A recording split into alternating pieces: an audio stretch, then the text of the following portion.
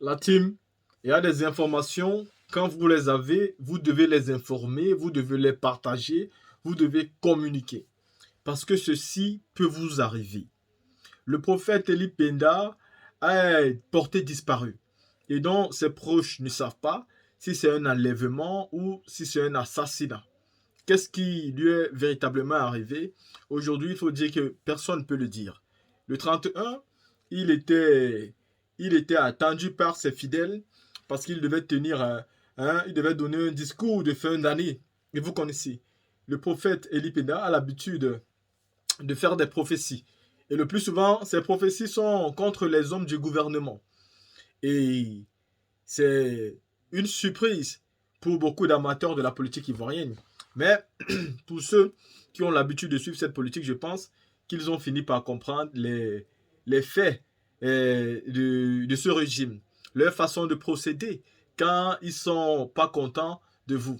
Vous savez, vous avez par exemple vu ce qui s'est passé avec Steve Biko, un avion Grumman a été dépêché jusqu'à Mauritanie, juste pour arrêter un petit cyberactiviste. Tout simplement parce que ce type cyberactiviste a l'habitude de critiquer Alassane Ouattara et d'insulter. Juste parce qu'il vous insulte, vous avez dépêché un avion présidentiel pour aller arrêter Steve Biko. On a l'impression que c'était une personnalité tellement très importante que si on ne l'arrêtait pas, l'État devait arrêter de fonctionner. Depuis qu'on l'a arrêté, je ne vois pas ce qui a vraiment changé en Côte d'Ivoire. Et donc, si un homme qui a l'habitude de faire des révélations contre les personnes au pouvoir disparaît, je pense qu'il est fort, il est fort justifiable que nous pensons d'abord que ce sont les gens du gouvernement qui sont à l'origine de cet enlèvement. Et pour que cela puisse sortir de nos têtes, il suffit tout simplement que ce régime décide de mettre tous les moyens en place pour pouvoir déterminer eux-mêmes où elle se trouve à l'heure actuelle Eli Penda, parce qu'ils ont les moyens. Ils ont les moyens de cette politique. Et je pense même qu'il ne faut même pas avoir forcément les moyens. Il faut d'abord être l'État. L'État doit protéger tous les citoyens. Même comme Alassane Ouattara et sa bande ne savent pas que l'État doit protéger les biens et les personnes qui vivent à l'intérieur d'un pays. Donc, quand il est là au pouvoir, son premier devoir, c'est de protéger tous les Ivoiriens, mais aussi tous les individus qui vivent dans son pays de manière légale. Il se doit de les protéger. Parce que c'est aussi pourquoi on est président de la République. Au lieu de ça, il passe son temps à dilapider les fonds publics. Il passe son temps à finir l'argent des Ivoiriens. Non seulement il fait des gros prêts, pour réaliser des trucs en Côte d'Ivoire. Mais avec l'argent de prêt, il ne réalise pas. C'est avec un tiers de ce qu'Alassane Ouattara prête qu'il travaille. Sinon, le reste des 99% sont volés par lui, par tous ses proches collaborateurs. Et c'est avec ça que ses enfants se sucrent aujourd'hui et peuvent même avoir des chaînes de télévision comme NCI et plein d'autres. Là, team, écoutons ici Hervé Didier qui plaide pour la cause de Eli Penda qui a disparu depuis le 31 et ce n'est pas normal. Je tenais d'abord à m'excuser auprès de vous pour l'absence de votre papa le jour de la traversée. Beaucoup d'entre vous s'attendaient à le voir. Et c'était le désir de toute l'équipe derrière moi. On avait préparé cette traversée depuis plus de 3 mois en arrière. Et tous les moyens étaient réunis pour que la fête soit belle. On ne peut pas tenir un programme de cette envergure-là sans toutefois prendre la peine de penser à tout ce qu'il faut pour que le corps de Christ soit édifié par ce programme. Le prophète Papa Eli Penda, depuis le début de cette traversée, était au téléphone avec nous, ses enfants, pour la réussite de cet événement. On a communiqué ensemble avec lui. Il nous a donné des directives à suivre par rapport à la réussite de cet événement. Et c'était Papa qui était censé venir prier sur les différents repas que les malades ce jour-là ont pris à la traversée. Nous étions dans cette attente-là jusqu'à ce que l'heure du programme démarre. Tout a été fait comme le programme était établi. On a respecté le programme de la traversée. Et on s'attendait tous à voir Papa. Et à notre grande surprise, jusqu'à 21h, 22h, 23h, 2h du matin, on n'a pas vu Papa Eli Penda à cette traversée. On était tous inquiets, et surtout moi, parce que c'est sur moi, et c'est sur mon épaule que reposait la conduite de cette veillée de prière. Je ne savais pas quoi faire. Donc, j'étais tellement inquiet que je faisais des choses à la va-t-en-vie parce que ne sachant pas le programme qui devait s'en suivre après mon passage à la chair. On est resté sans nouvelles de papa. Et après la veillée, on s'est dit que peut-être que papa allait nous appeler, certainement pour s'excuser, donner des nouvelles de lui. Mais depuis le 1er janvier, on est toujours sans nouvelles de papa Eli Pada. Je suis là ce soir pour vous dire, peuple de la cité des dieux, l'heure est grave. L'église, la cité des dieux est éprouvée. Et nous avons besoin de votre prière, de votre soutien dans la prière. Vous connaissez l'amour de papa Eli Pada, l'amour qu'il porte pour les âmes du Seigneur, l'amour qu'il porte pour les malades. Il ne peut pas organiser un programme de cette envergure et se permettre de le mettre là. Il ne peut pas donner des instructions par rapport à cette traversée et se permettre de manquer à l'appel du Seigneur. Peuple de Dieu, on a besoin de votre soutien dans la prière. Priez pour votre église, priez pour papa Eli Pada, priez pour la cité des dieux, priez pour l'église. Priez et demandez à ce que Dieu étende sa main sur cette église et sur son serviteur papa Eli Pada. Je suis là pour vous dire que même nous, qui sommes ses responsables, proches, nous n'avons aucune nouvelle de papa. Aucune nouvelle de papa. On croit par la foi que papa se porte bien. Mais jusqu'à preuve de contraire, on n'a aucune nouvelle de papa Eli Pada. Et on a besoin de votre soutien dans la prière dans ce sens-là. Amen. On a besoin de votre soutien dans la prière dans ce sens-là. Afin que tout ce qui est fait par le diable pour détruire cette œuvre, que cela échoue au nom de Jésus-Christ. J'en appelle à tous ceux-là qui se reconnaissent comme étant filles et fils de la cité de Dieu.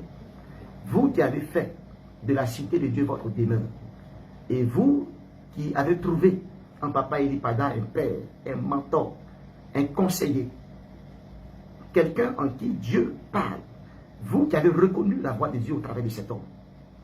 Aujourd'hui, nous vous demandons de le soutenir en prière, parce que ce dimanche, à partir de 8 h, nous aurons un grand programme de prière. Et nous allons prier le Seigneur en faveur de son serviteur. Priez le Seigneur pour que la grâce de Dieu ne cesse d'abonder dans la vie de cet homme. Donc, j'aimerais te convier, toi qui m'écoutes, à ne pas manquer le culte de ce dimanche. Toi qui portes dans ton cœur papa Eli Pada. Toi qui reconnais en lui que vraiment cet homme est de Dieu. Et toi qui as été béni par son ministère. Je te lance cet appel pour te dire que ce dimanche à partir de 8 h, nous allons tous élever la voix, prier le Seigneur pour que Dieu se souvienne et qu'il étende sa main sur son serviteur. Dieu vous bénisse. C'était ce petit direct là que j'ai voulu faire. Et pour vous dire que nous demeurons en prière. Portez-vous bien. Dieu vous bénisse. Et ne manquez surtout pas le culte du dimanche. Shalom à vous.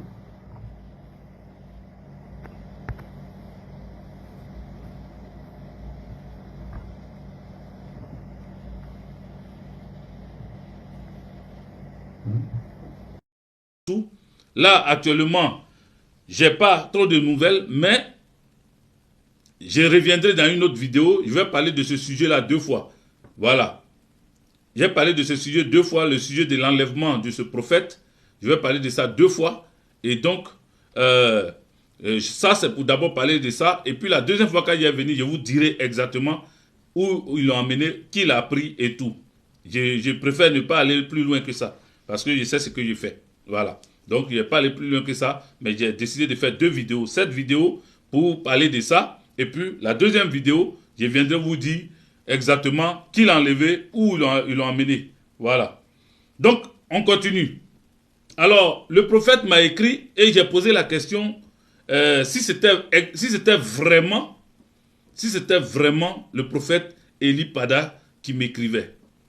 Et la personne a écrit OK, tout simplement. Bon, on te demande si c'est toi, effectivement, qui m'écris, parce que moi, il ne sait pas. Il peut y avoir des arnaqueurs, il peut y avoir des gens qui passent derrière pour pouvoir utiliser le nom des gens, ou bien même l'image de certaines personnes pour pouvoir contacter d'autres personnes.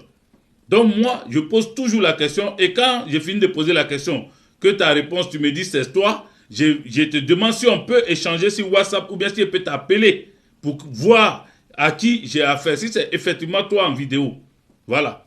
Donc moi, j'attendais que la personne me dise oui, c'est moi, c'est bien moi le prophète, et puis j'allais, comment on appelle, l'appeler. D'accord, d'accord. Tu m'envoies ça sur mon, envoie-moi ça par WhatsApp. Tu as mon WhatsApp, envoie-moi ça à des grâces. Et puis, je ne sais pas si eux, ils voudront parler. S'ils veulent témoigner en direct aussi, ben, faut leur demander. Toi, il faut appeler et puis tu demandes s'ils veulent témoigner en direct pendant que je fais mon direct actuellement. S'ils veulent témoigner, ils vont témoigner. Mais, donc, je disais que le prophète, je ne sais pas où la personne qui m'a écrit, la personne qui m'a écrit, je ne sais pas si c'est le prophète ou bien c'est ceux qui l'ont enlevé qui ont écrit. Parce que moi, j'ai fait très attention et je sais quand c'est la personne te répond. Mais moi, j'ai dit, est-ce vraiment le prophète, comment on appelle, Eli Pada qui m'écrit là, et la personne met OK. C'est bizarre. Au calme, il voit comment recevoir les notifications de mes directs. Je vous ai dit que Facebook, par rapport à beaucoup de choses, il bloque mes notifications. Donc, ce qui se passe, c'est que ils prennent, attendez, voilà, j'enlève le mouton d'ado ici. Ils prennent, comment on appelle, ils prennent des hackers pour bloquer tout ce qui est notification, pour ne pas que plusieurs personnes aient nos vidéos. Voilà ce qu'ils font. Donc vous, à chaque fois, vérifiez les notifications. Vérifiez la cloche de notification. Il y a une cloche. Vous voyez comme à l'église, il y a des cloches, il y a des clochettes même. Allez-y sur ces cloches-là. Allez-y dans une vidéo, n'importe laquelle de mes vidéos. Cliquez sur une de mes vidéos et regardez, il y a une cloche. Cliquez sur la cloche. Il faut que la cloche soit comme si elle est remuante. Il faut que la cloche fasse comme si elle est en train de sonner. Voilà. Si vous voyez les petits trucs autour de la cloche, ça veut dire que vous allez avoir en direct mes notifications. Voilà. Si vous cliquez dessus, que vous n'avez pas vu les deux petits trucs autour, comme si c'est en train de sonner ou c'est en train de remuer, c'est que vous n'êtes pas encore bien dessus. Donc faites en sorte que ça puisse être dans le coin où ça remue. C'est la cloche de notification seulement qui va faire que vous allez pouvoir voir mes vidéos. Donc, repartez sur n'importe quelle vidéo et voyez là où il y a la cloche, cliquez sur la cloche, vous verrez. Bref, nous sommes à 100 personnes, continuez à partager. Vous avez vu, quand vous partagez, ça continue à monter. Donc, partagez dans tous les groupes parce que ce message est important. Qu'est-ce que le prophète fait? Le prophète, lorsqu'il parle, lorsqu'il annonce et qu'il donne des informations, il y a des gens qui ne veulent pas comprendre. Il y a des gens qui n'aiment pas comprendre.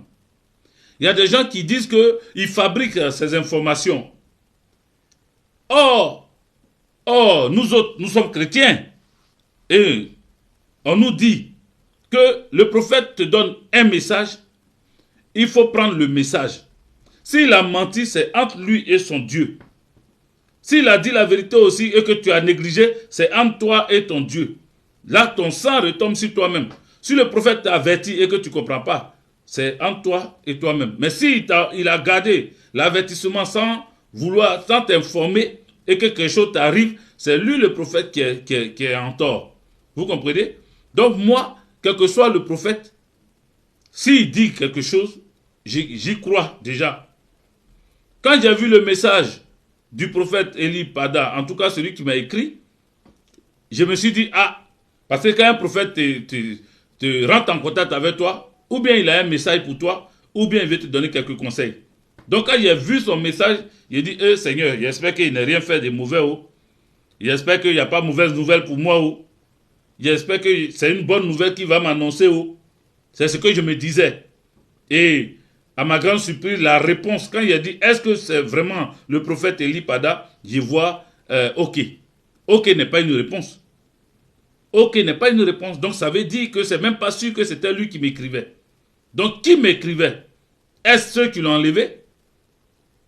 Est-ce ceux qui l'ont enlevé ou quelqu'un d'autre?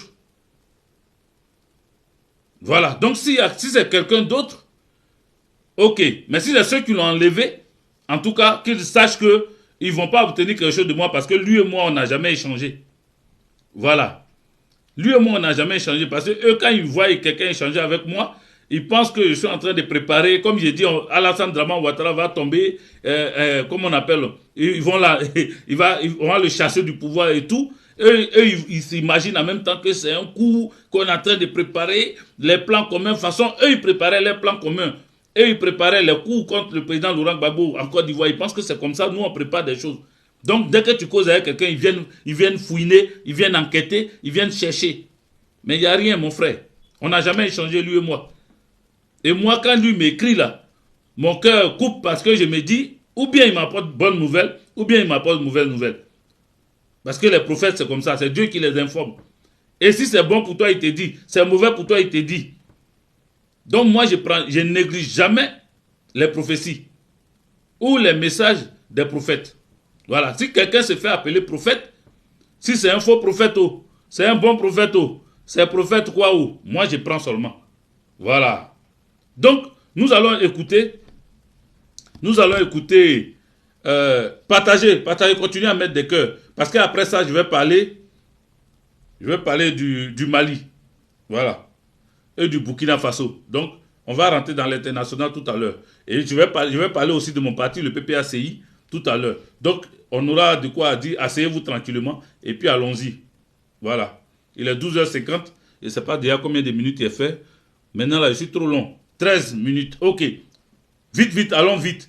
Donc, on va écouter le message des membres de son église. Voilà. On va écouter le message des membres de son église, de ses frères chrétiens comme lui. Je vais mettre... Quelque chose de très important. Attendez. Je suis là pour quelque chose de très important. Je tenais d'abord m'excuser auprès de vous pour l'absence de notre papa le jour de la traversée. Beaucoup d'entre vous s'attendaient à le voir. Écoutez bien. C'était le désir de toute l'équipe derrière moi. Lui aussi, il parle doucement, on dirait. Ah. On avait préparé cette traversée depuis plus de 3 mois en arrière.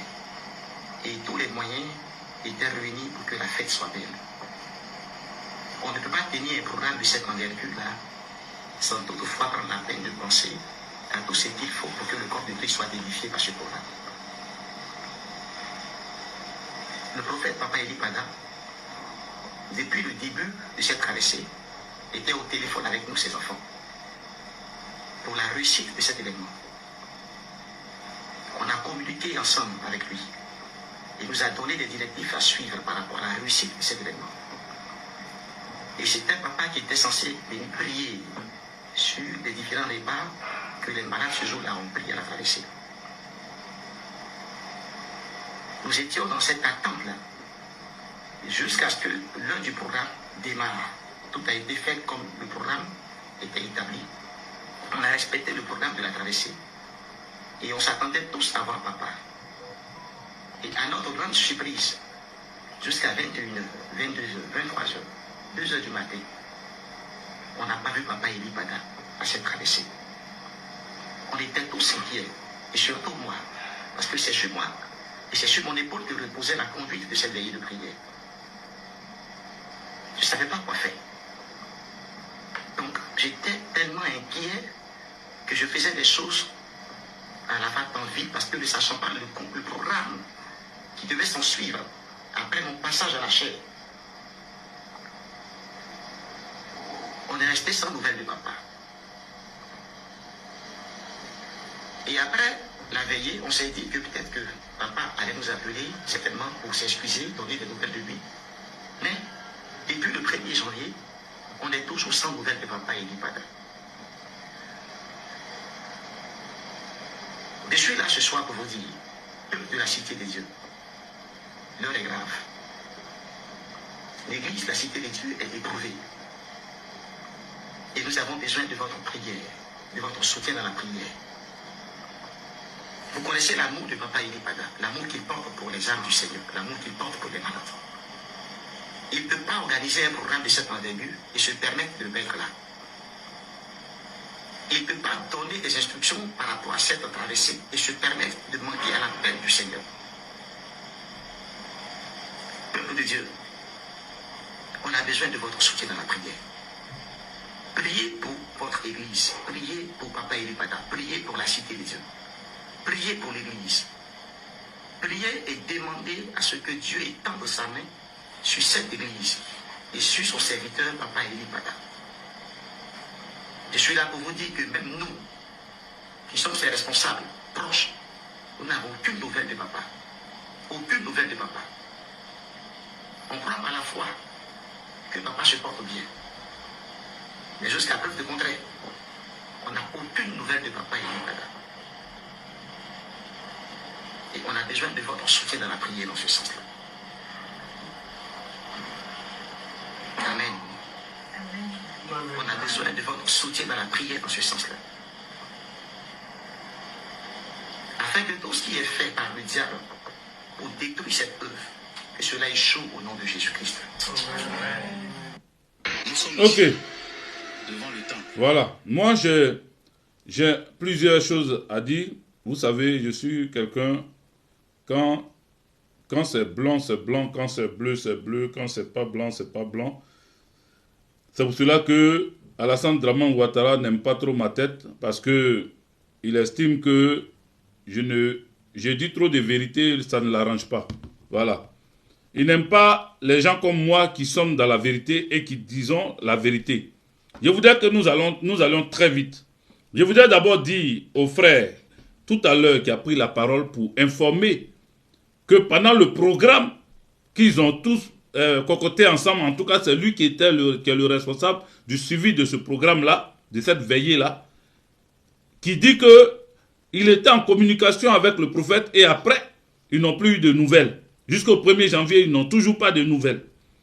Mon frère, si l'heure est grave comme tu le dis, c'est vrai qu'il faut prier. Ça, c'est la première des choses. Demander à prier. Mais aussi, faire de telle sorte, demander à ce que on retrouve là où le papa se trouve, où le prophète là, il est parti. Il faut que tous les fidèles, au-delà de la prière, en plus de la prière, se mettent à la recherche du prophète. Parce que vous dites qu'il a été enlevé. L'heure est grave. Mais l'heure étant grave, on ne dit pas de venir prier seulement. Il ne faut pas prier seulement. Quand quelqu'un est malade là, quand il finit de prier, demande-lui d'aller à l'hôpital pour faire son bilan de santé. Quand quelqu'un est malade, je répète, et que tu pries pour lui, tu demandes la guérison pour lui. Mais après cette guérison-là, après d'avoir demandé la guérison pour cette personne, demande à cette personne d'aller à l'hôpital pour vérifier. Si la personne avait, comme on appelle, avait un cancer, il faut que la personne aille vérifier à l'hôpital si le cancer est guéri après ta prière. Donc quand vous demandez aux gens de prier, à rajouter dessus, en plus de la prière, de faire des recherches. Allez-y chercher où se trouve le prophète. Qu'est-ce qu'il est devenu? Fouillez partout, dans les prisons, dans les commissariats, partout, dans les hôpitaux même, à la morgue. Fouillez partout, parce qu'on ne sait jamais. On ne sait pas ce qui est arrivé. Vous ne savez pas, nous non plus. Donc, en plus de la prière, en plus d'avoir la foi en Dieu et de prier Dieu pour sa protection et tout, pour qu'il soit en bonne santé, allez-y fouiller physiquement dans les prisons, dans les hôpitaux, dans les commissariats.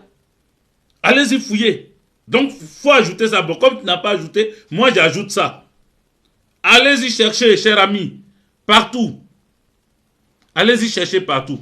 Fouillez partout. Où vous pouvez. Allez-y sur le terrain pour chercher. Parce que ne comptez pas sur les hommes qui sont prophètes comme lui. Je vais vous dire pourquoi. Parce que souvent, quand je parle beaucoup de mon père, parce que mon père était un homme de Dieu. Il a été un homme de Dieu avant sa mort. Et donc, j'ai grandi à côté de mon père et je voyais un peu comment ça marchait. Vous savez, un jour, je vous ai raconté l'histoire de mon père, son arrestation et tout. Mais ce que je ne vous ai pas dit, que je vais vous dire aujourd'hui, c'est que quand mon père a été arrêté, quand Papa Djidji a été arrêté, on a pris un avocat. Mais l'avocat qu'on a pris là, on s'est dit comme c'est une connaissance. C'est un avocat qui est aussi chrétien céleste comme nous. C'est un avocat qui prie, qui porte la soutane comme nous, qui est un gradé de l'église et qui était, comme on appelle, un peu en compétition avec mon papa. Il était un peu en compétition avec mon papa parce que mon papa était chef de district de Mans. Est-ce que vous comprenez? Écoutez bien. Hein? Mon papa était le chef de district des églises du christianisme céleste dans la région de Mans. Et son adjoint, qui était l'adjoint chef de district de la région de Mans, qui voulait lui être forcément le chef du district parce qu'il était avocat.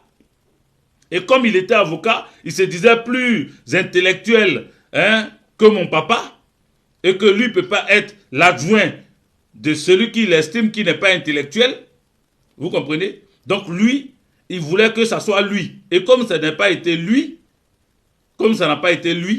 il était un peu en compétition avec mon papa. Mais quand le problème est arrivé à mon papa, c'est lui qu'on a pris comme avocat.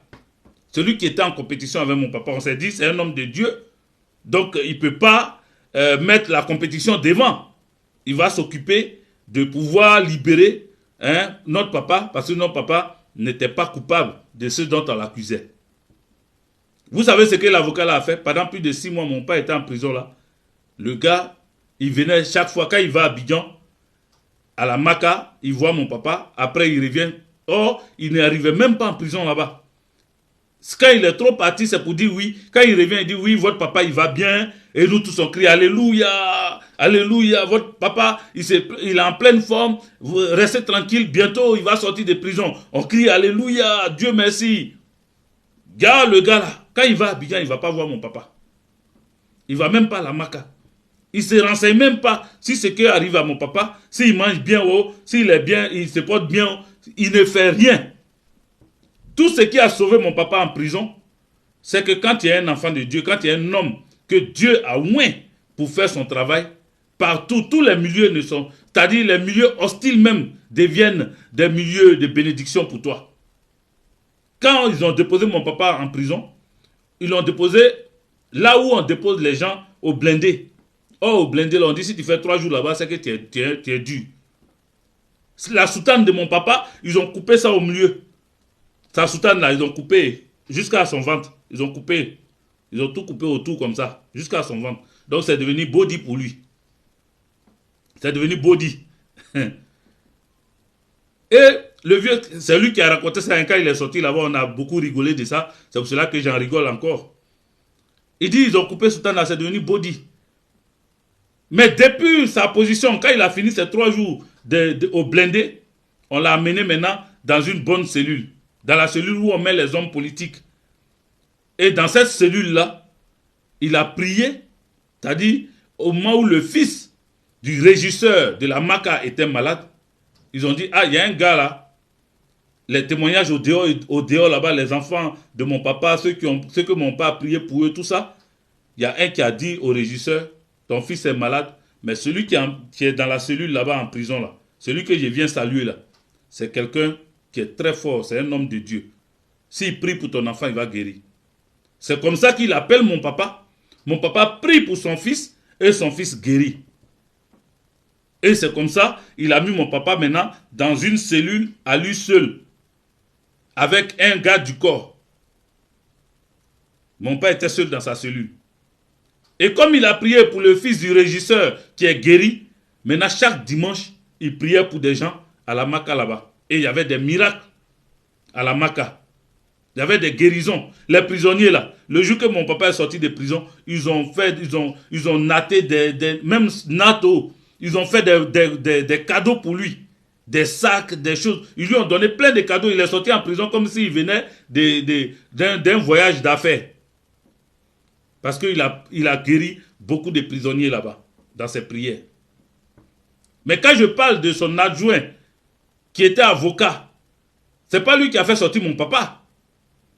C'est pas lui qui l'a fait sortir. Son adjoint là, à chaque fois il venait dire oui ça va, le papa va bien, on cotise dimanche à l'église, ça cotise, on lui donne pour son transport. Il prend l'argent là, il vient à Abidjan, il se promène. Après, il va pas prendre les nouvelles de mon papa. Parce que lui, ça l'arrangeait. Mon papa n'étant plus là, on allait le nommer chef du district de la région de Mans. Vous comprenez? Donc, il venait toujours nous donner des fausses nouvelles. Et puis, la femme de mon papa a réfléchi, elle a dit, attends, on va prendre un autre avocat. C'est comme ça qu'ils sont allés voir un autre avocat. Un parent de Zagadou, je ne sais pas si c'est son fils ou c'est son petit frère. Zagadou, paix à son âme, a câblé lui, son fils ou son petit frère. En tout cas, ça doit être son fils qui est avocat. C'est lui on a pris. Quand lui on l'a pris, il n'a même pas fait 2 jours. Il a regardé les dossiers de mon papa. Il a dit, mais vous avez arrêté quelqu'un. Pendant plus de 6 mois, il est en prison, sans jugement. Pourquoi? Parce que quelqu'un l'aurait accusé. Et même les accusateurs ne sont pas venus. Vous n'avez pas les preuves qu'il a donné des armes à des bêtés pour tuer les Baoulés. Vous n'avez aucune preuve. Il a donné un fusil de chasse à son grand frère pour faire sa chasse. Et son grand frère a utilisé ça pour le jour où ils ont passé à se poursuivre là-bas à Gagnoua. Il a utilisé ça pour se défendre. Et vous l'accusez d'avoir donné des armes à son frère. Or, c'est un fusil de chasse. Donc, il n'y a pas de preuves. Libérez mon client. C'est comme ça on libère mon père. Il n'a même pas fait 3 jours. Quand le nouveau avocat est venu, même pas 3 jours on l'a libéré. Donc, il a fait 6 mois cadeau en prison parce que l'avocat, le premier avocat qu'on a choisi, c'était son rival, c'était son, comme on appelle, dans l'affaire d'église là, c'était son concurrent. Voilà, qui voulait prendre sa place. Donc, aujourd'hui, j'ai parlé de ça parce que aujourd'hui, le prophète Eli Pada est enlevé. Si vous avez des fidèles, demandez à vos fidèles, les uns et les autres, de se débrouiller comme ils peuvent pour se renseigner, pour savoir qu'est-ce qui lui est arrivé. Est-ce qu'il a été accidenté? Est-ce que la police l'a arrêté pour l'amener dans un commissariat? Est-ce que à la morgue, on a amené son cadavre là-bas? Je touche du bois. Est-ce que... voilà. Posez des questions, des bonnes questions et fouillez partout. Au-delà des prières, fouillez partout. Ne laissez pas comme ça. Voilà.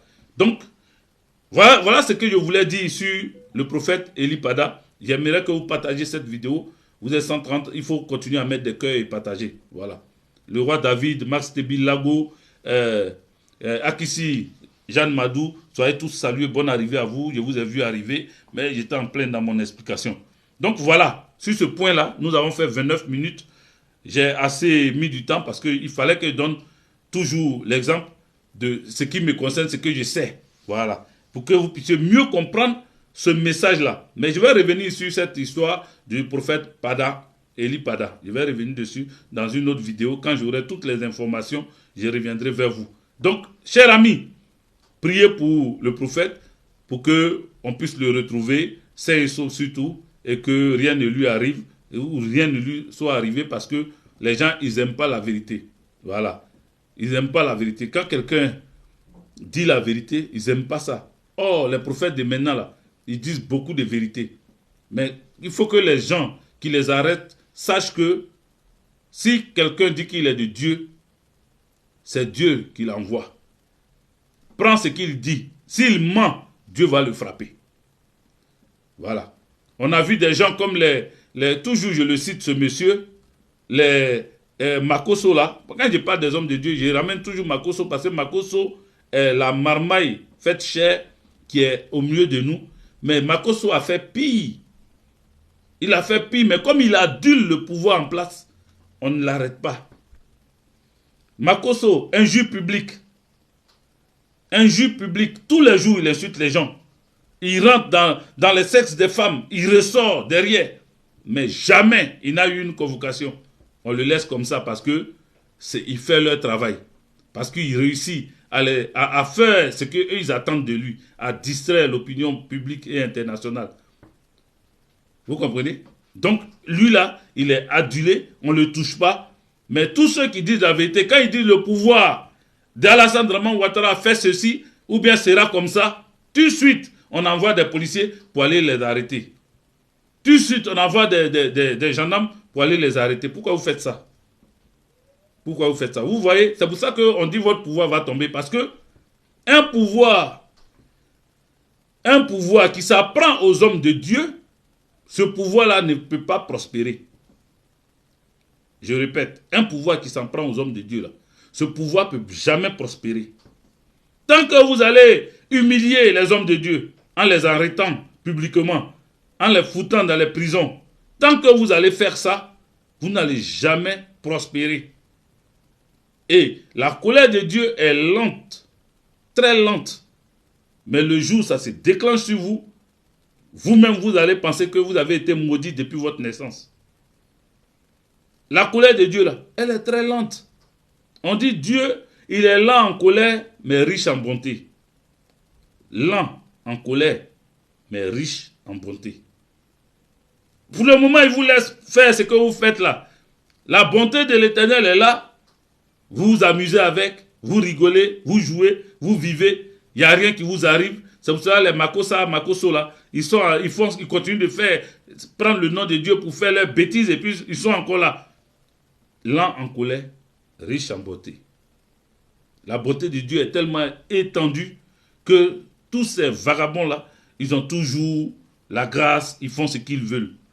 Mais le jour où sa colère s'élève, parce que quand quelqu'un, sa colère est lente, le jour où il se fâche là, c'est la terre qui tremble. C'est la tempête qui arrive, c'est le tsunami qui arrive. C'est comme ça que Dieu, il agit. Pour le moment, vous faites ce que vous voulez. Alassane Draman Ouattara se croit tout puissant. Il fait ce qu'il veut, il arrête qui il veut. Tant que tu dis que tu es chrétien et que tu es dans ça, il t'arrête. On n'arrête que les chrétiens. Oh, il y a des imams, il y a des musulmans qui parlent, qui dénoncent aussi. Et ils existent. Mais on ne les arrête pas comme ça. À part Agib Touré qu'ils ont essayé d'arrêter. Et puis après, ils l'ont vite relâché. Ils n'ont plus arrêté un autre imam. Hein. Mais les hommes de Dieu, tous les jours, on les prend. Parce que pour eux, le christianisme ne doit pas exister. Pendant leur rébellion, ils ont tué des pasteurs. Ils ont tué des prophètes. Ils ont tué des hommes de Dieu. Tant que tu avais une Bible ou tu avais une croix, ils te tuaient parce que eux, pour eux là, je ne sais pas s'ils pensent qu'on est obligé de tous être musulmans. Mais dans un pays laïque, comme son nom l'indique, laïque, on est mélangé. Il y a musulmans, il y a chrétiens, il y a animistes, il y a bouddhistes, il y a toutes sortes de religions, Rose-Croix et toutes sortes de religions. C'est pour cela qu'on appelle ça pays laïque. Donc personne ne peut imposer sa religion à personne. Il faut convaincre. Il faut convaincre par la parole de Dieu qui t'a donné. Aujourd'hui là, c'est de Dieu qu'on parle. Je voudrais vous dire merci. Peut-être que je vais revenir. Je vais couper pour revenir pour parler comment on appelle, du Mali, du Burkina et de la Côte d'Ivoire aussi par rapport au PPACI. Je vais faire une vidéo tout de suite. Je coupe ça et puis je relance encore parce que je ne vais pas rendre ça trop long. Il a déjà fait 34 minutes. Donc cette vidéo-là sera seulement pour le prophète Eli Pada pour dire que je vais revenir. Mais pour donner des conseils à tous ceux qui peuvent rentrer dans leur réseau pour chercher à savoir où se trouve Eli Pada, faites-le. Priez, hein? Ayez la foi, priez. Mais recherchez le prophète Eli Pada.